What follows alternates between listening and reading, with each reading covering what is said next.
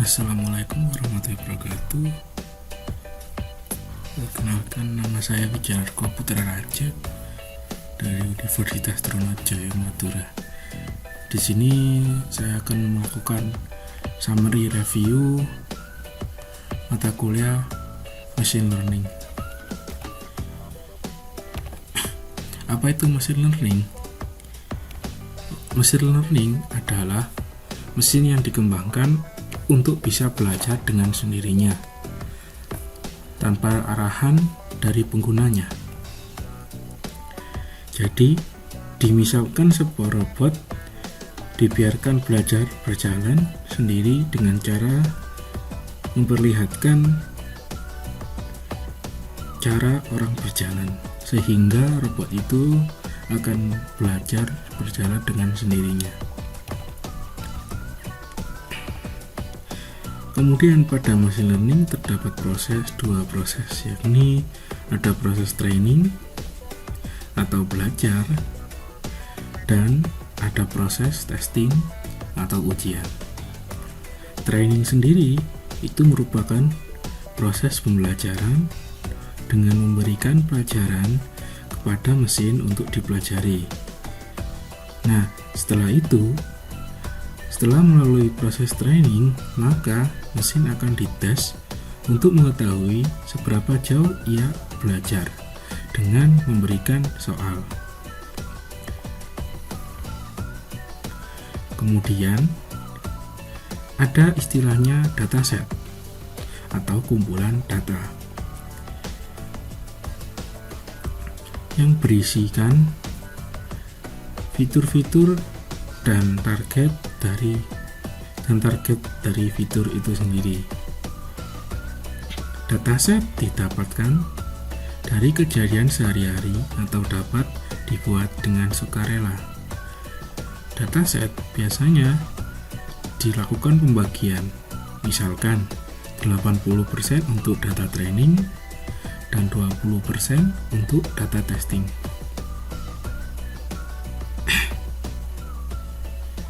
Data set ini biasanya nantinya akan dilakukan dua proses tadi dan dilakukan proses ekstraksi fitur untuk mendapatkan fitur-fiturnya jika belum ada fiturnya.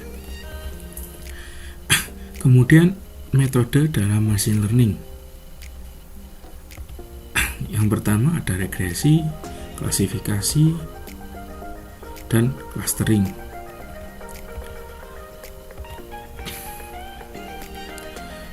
Kemudian yang pertama adalah metode regresi.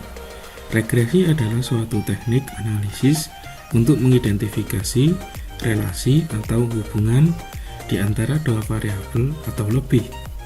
Regresi bertujuan untuk menemukan suatu fungsi yang memodelkan data dengan meminimalkan error atau selisih antara nilai prediksi dengan nilai sebenarnya. Regresi termasuk ke dalam supervised learning yang digunakan untuk memprediksi nilai kontinu.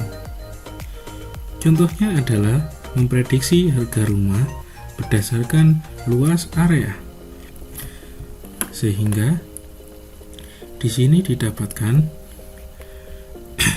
perbandingan X atau fitur dan Y atau target. Kemudian metode yang kedua adalah klasifikasi. Klasifikasi adalah sebuah teknik untuk mengklasifikasikan atau mengkategorikan beberapa item yang belum berlabel ke dalam sebuah set kelas diskrit. Contohnya, untuk mendeteksi sebuah penyakit kanker dari citra X-ray otak, atau untuk klasifikasi kingdom kehidupan baik flora maupun fauna. Kemudian metode yang ketiga yakni adalah clustering. Clustering dilakukan jika kita ingin menemukan klaster dari sebuah dataset. Klaster sendiri adalah sebuah kumpulan data atau objek yang memiliki kemiripan satu sama lain di dalam kumpulan atau kelompok tersebut dan berbeda dengan objek di kelompok lain.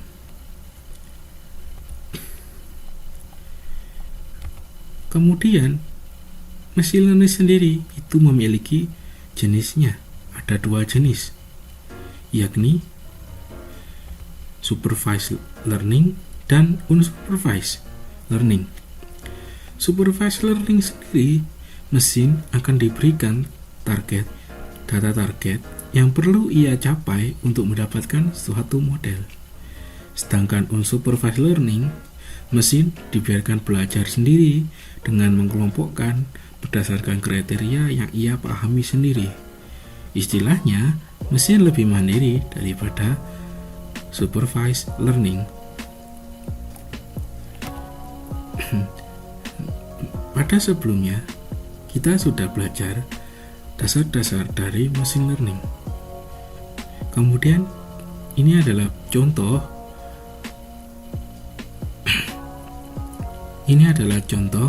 dari penerapan machine learning untuk klasifikasi data, yakni menggunakan Adabus classification pada dataset colorful image. Jadi, penerapan machine learning kali ini yakni untuk mengidentifikasi gambar tersebut termasuk gambar colorful atau non-colorful. Yang pertama adalah citra atau gambarnya. Kemudian dilakukan proses ekstraksi fitur. Ekstraksi fitur sendiri adalah proses untuk mendapatkan data fitur dari sebuah citra atau data mentah. Kemudian setelah itu didapatkan data fitur. Di sini didapatkan data fitur berupa persentase atau jumlah masing-masing warna dari citra tersebut. Kemudian dilakukan proses algoritma training dan testing menggunakan Adabus, sehingga didapatkan model untuk mendapatkan hasil colorful atau non-colorful, bergantung dengan citranya. Load dataset code. Berikut adalah kode untuk melakukan load dataset.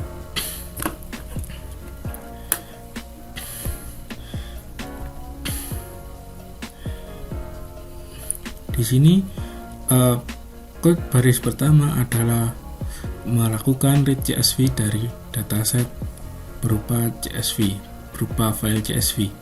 Kemudian membuat sebuah tambungan berupa list agar dapat memudahkan dalam proses pengaksesan.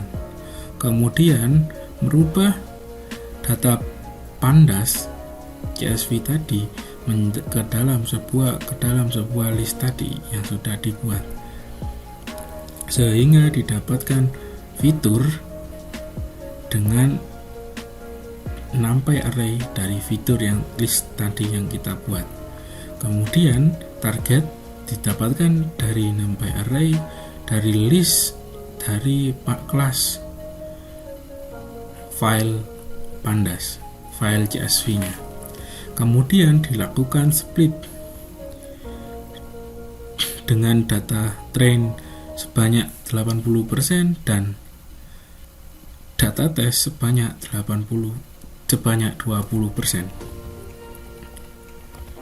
Kemudian untuk code ekstraksi fitur, di sini baris pertama adalah nama fungsinya, yakni getFeature dengan parameter lokasi image dan jumlah warna. Di sini kita menggunakan 20 warna.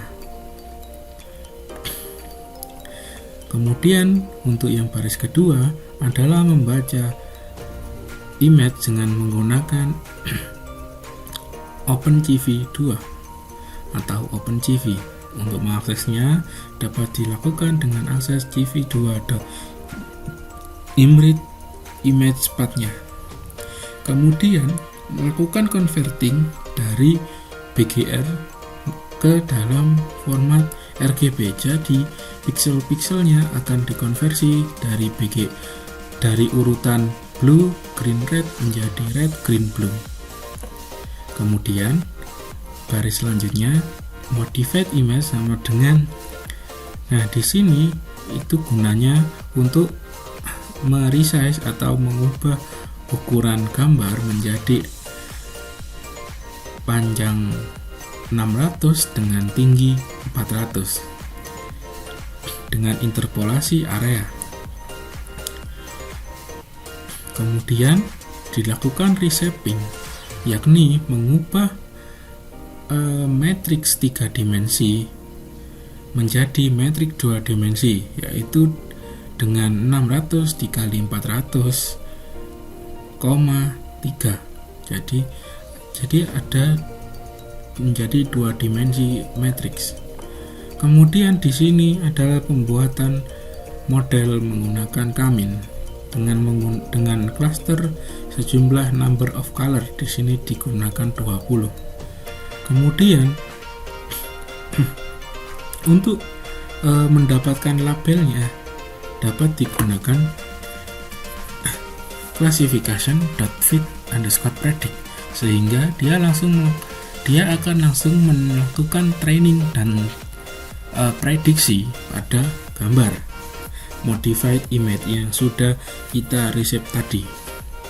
Kemudian kita akan melakukan perhitungan pada masing-masing label, sehingga nanti akan didapatkan warna merah sebanyak, di sini adalah 21%, warna hijau 29%, dan seterusnya sebanyak 20 warna.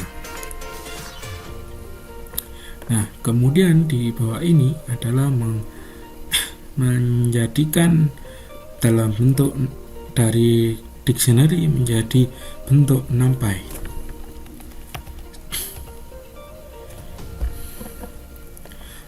Ada post classification code. Nah, di sini adalah code ada post classification dengan menggunakan sklearn assemble. Jadi kita akan langsung menggunakan menggunakan metode dari modul sklearn. Pertama-tama dilakukan import Adabus classifier dari sklearn.assemble. Kemudian kita akan membuat model Adabus classifier dengan kelas Adabus classifier. Kemudian menggunakan with learner decision tree classifier dengan max depth 5 dengan n estimator atau epochnya adalah 200 dengan menggunakan algoritma Shamir dan learning rate-nya sama dengan 1. Setelah didapatkan model, setelah membuat sebuah model, maka model tersebut akan dilakukan training, sehingga akan model tersebut akan menjadi model yang sudah matang. Kemudian dilakukan proses testing atau proses prediksi menggunakan fungsi Adabus classifier dari objek Adabus classifier .predict dan fitur testnya. Jadi seperti itu. Kemudian setelah itu akan dilakukan proses perhitungan akurasi dengan menggunakan modul sklearn.matrix, yakni confusion_matrix. Pertama-tama buat sebuah variabel cm sama dengan metode confusion matrix, prediksi, target. Jadi prediksi adalah data prediksi yang didapatkan dari prediksi model dan target adalah data yang didapatkan dari dataset. Kemudian dilakukan print CM, akan muncul data jumlahnya. Kemudian untuk menampilkan confusion matrix ke dalam sebuah matrix dibutuhkan modul PLT atau Matplotlib PyPlot. Nah, di sini menggunakan metode matShow (CM). Kemudian dengan ditambahkan judul confusion matrix colorful dan X labelnya prediksi dan Y labelnya adalah target. Nah, ini agak tipu. Kemudian di sini ditambahkan add-on yakni color bar, yang ini. Kemudian sehingga untuk perhitungannya sendiri confusion matrix itu adalah gambarnya seperti ini. Di sini ada dua kelas yakni colorful dan non colorful. Yang X atau yang sumbu X adalah prediksi, sedangkan yang sumbu Y adalah target. Di sini apabila target colorful dan prediksi colorful, maka true positif. Apabila target colorful dan prediksi non colorful, maka false negatif. Kemudian jika target non colorful dan prediksi colorful, maka false positif. Dan apabila target non colorful dan prediksi non colorful, maka true negatif. Sehingga didapatkan confusion matrix seperti ini.